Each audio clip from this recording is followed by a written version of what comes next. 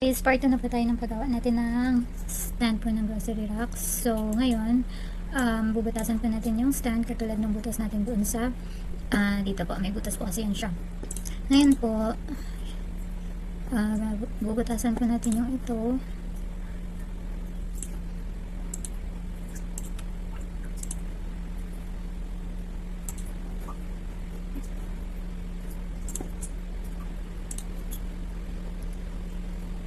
Meter para hanggang baba po yung butas niya. Tapos labasan po tayo, naka solid group pa din po siya. Ngayon yung ito naman po yung gagawin natin, i-copy pa natin hanggang baba.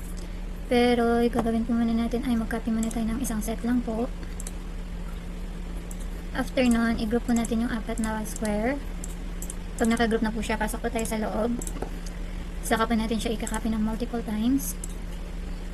Times 70 po. Encode nyo lang yung times 70. Or kahit ilan po siya, basta abot po siya hanggang baba.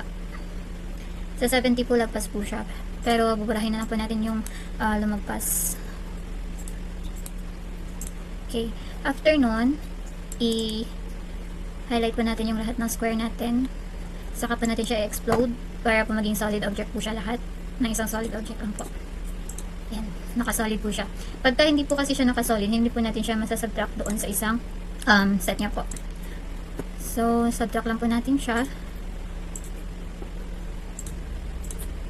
Antayin po natin mag-loading. So, yan. Meron na po tayong stand na merong butas.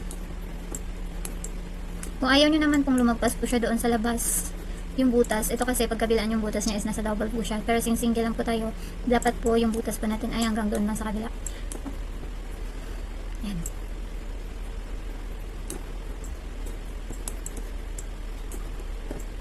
Ganun lang po magbutas ng stand eh.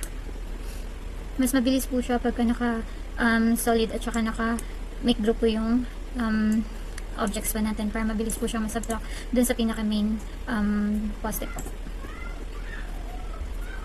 So, sa baba naman po, para dito banda, gawa lang po tayo ng frame. So, mag-allowance na po tayo ng 0.2.